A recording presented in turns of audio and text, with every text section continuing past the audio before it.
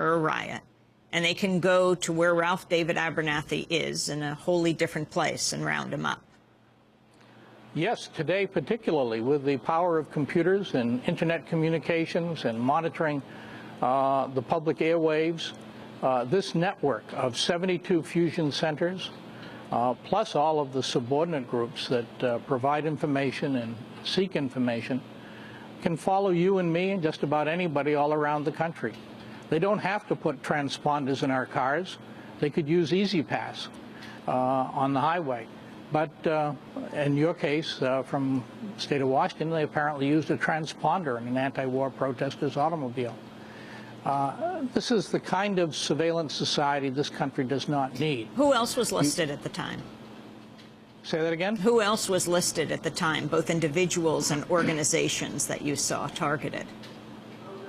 Well, one of the printouts that the military gave me of their surveillance for a particular week in 1968 included the infiltration of a Unitarian church. In more recent years, surveillance of Quaker groups, the infiltration of Quaker groups in Florida who were planning to protest military recruitment in their local high school. These are the people who, according to the Talon reports, are considered to be potential threats to military security. And explain what you mean by Talon. Talon is a collection of intelligence reports of threats to military bases that were collected by an unknown group for many years after 9/11 called the Counterintelligence Field Activity. It had 1,000 employees, was located in the Pentagon, and it was monitoring civil disturbances around the country, following a pattern very much like the 1960s and 70s. The idea was that if you could follow enough protests in the country, or enough disturbances, you could tell when the country was going to overheat and the military would have to be called in. In the 1960s, they thought that if they could tell how many protests there were on college campuses, they could then predict riots in the black ghettos of the major cities of the United States. It was ludicrous intelligence work, but that's what they had in mind. So you left there that day saying you were going to write an article. You were going to expose this. You learned about huge databases, places like where? In Baltimore, Maryland. Well, the big center was in Baltimore, Maryland, but there were 6 other computer data banks back then. Computers were still in their infancy. They were still being fed with computer punch cards, nothing like we have today. They were bush league compared to what now exists in these fusion centers that you've reported on from the state of Washington. And what happened as a result of this information? You're a military intelligence captain. You're appalled by what you see, the targeting of civilians. You write an article. What ensued? Well, what was really interesting is I began to hear from my former students who had been doing this work on active duty. And I eventually recruited 125 counterintelligence agents to tell what they knew about the domestic intelligence operations of the U.S. Army. I shared this information with the press and with congressional committees. Senator Ervin in the Subcommittee on Constitutional Rights held hearings, which I organized, and disclosed the existence of this system.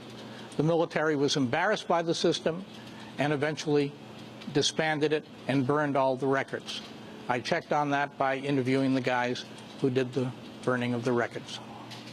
There's a discussion right now among the people who are involved, Congressmember Barbara Lee in New Jersey, Rush Holt, Congressman, Chair of the Judiciary Committee, Conyers, weighing a committee be set up to once again investigate, as the Church Committee did, intelligence in this country and its far-reaching effects. For example, the example we brought out yesterday of the military infiltrating peace groups, and this was just one individual that we looked at. Talk about what came from the Ervin and the Church Committee hearings.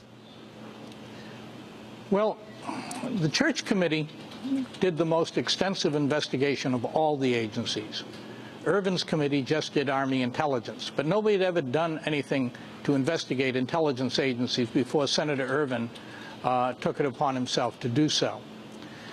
Once Irvin proved that there was extensive misconduct and abuse of authority, then others got interested, and the House created a committee under Otis Pike, and the Senate created a special committee under Frank Church.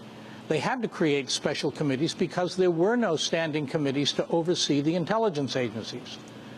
And as the result of the work of those two committees, we now have standing congressional committees whose job is supposed to be to oversee the work of the intelligence committees. So the proposal for yet another select committee to do the work of existing committees seems to me a political non-starter. But maybe Barbara Lee knows something more about the politics of Capitol Hill than I do. What do you think needs to be done right now? I think that we need to prosecute the torturers. I think that's the biggest single message that we could give to the intelligence community, that it is not above the law. That's even more important than domestic intelligence, and the domestic intelligence to me is extremely important. That's the untold story that you've begun to tell, but there have been many other abuses of authority, and when you get into torture, kidnapping, secret illegal detention, and assassination, it seems to me you've gone over the hill to the most serious abuses any intelligence community can possibly commit. And that's the place to start. Don't lose our focus on that. And then after that, we need to investigate ways of curbing domestic intelligence activity.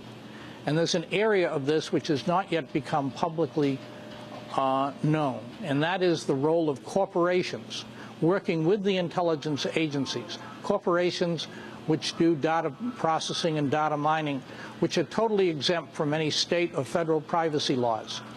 There's no control on them at all.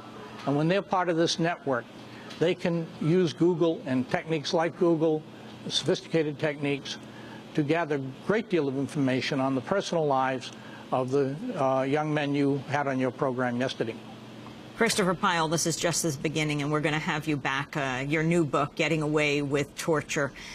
Christopher Pyle was a military intelligence captain when he exposed the surveillance of civilian groups in this country. Now a professor at Mount Holyoke College. Thank you for being with us. That does it for our broadcast. Democracy Now! Produced by Mike Bertschufo, Kadir Saramonte, Angelique Comet, Steve Martinez, Nicole Salazar, Hani Masood, Robbie Karen. Our best to the Steve Martinez's family. We hope you recover quickly. Mike DeFilippo, Miguel Noguera, Peter Curry, our engineers. I'm Amy Goodman. Thanks for joining us.